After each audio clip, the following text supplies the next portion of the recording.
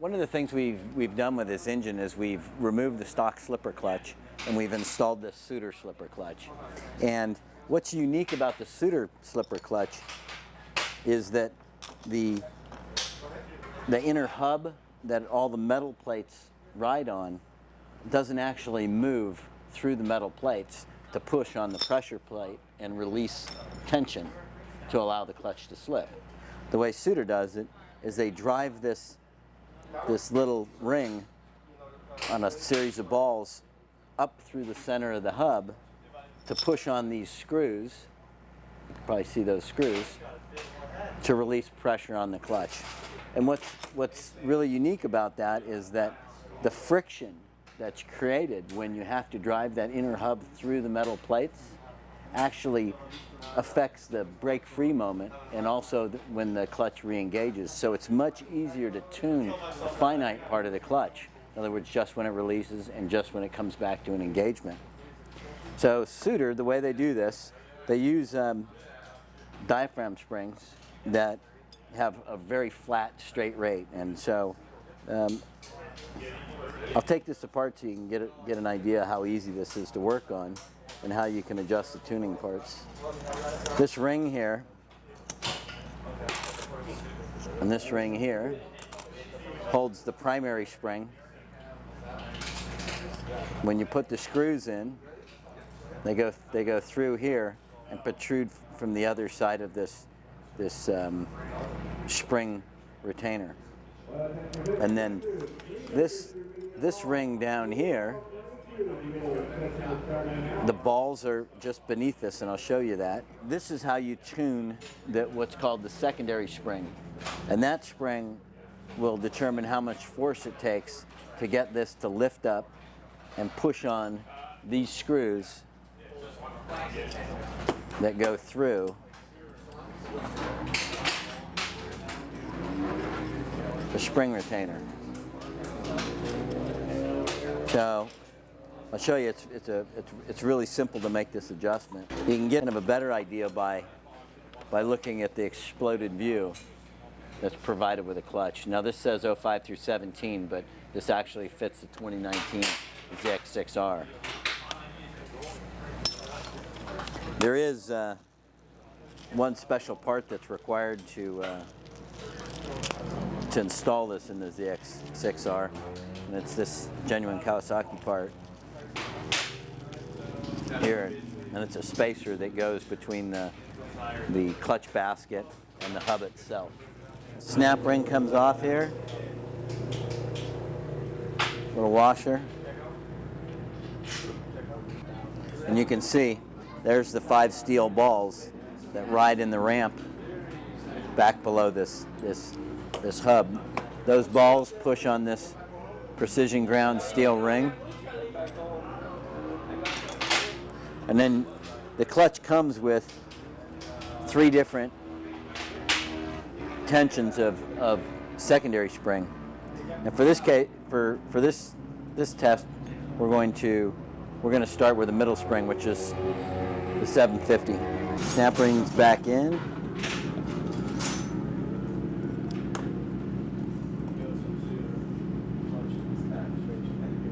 Now I'm going to show you how to set up the clutch pack. I'm going to just put this back in here. You got to remember, when you install this retaining ring has actually a little lip here. It's pretty hard to see. Now that's going to go on that's going to go up. And what that does is it locks this snap ring in place once it drops into the clip.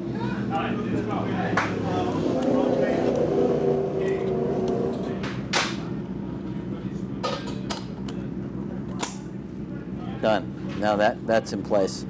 So when you're choosing the clutch pack thickness that's ideal for this, you can see Suter's given you the dimensions they'd like. So it's 40 millimeters plus 0.2 or minus 0.6. And that's so that the thickness of the clutch plates match.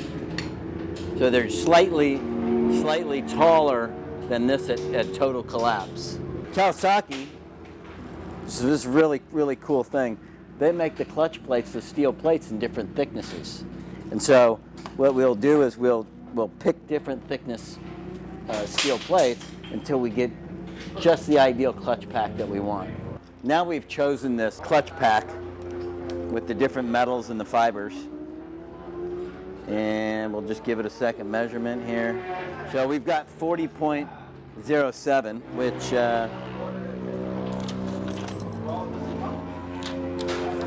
falls in line with our 40 plus 0.2 or minus 0.6. So that's the clutch pack we're going to go with, essentially 40 millimeters. Now, the thing we have to do is install the clutch to set the shims, the height of these little shims on these bolts, to have the right air gap between the disc that pushes up on these springs to release the pressure plate. And you can sort of see that here in this diagram. We're going to do a measurement down to where this precision ground machine ring gets pushed up by the balls, and then it comes up and pushes on the screws. Now all these screws are a certain length,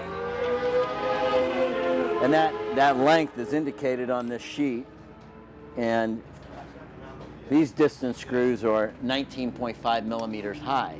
Now let me finish putting this on and I'll show you how that works.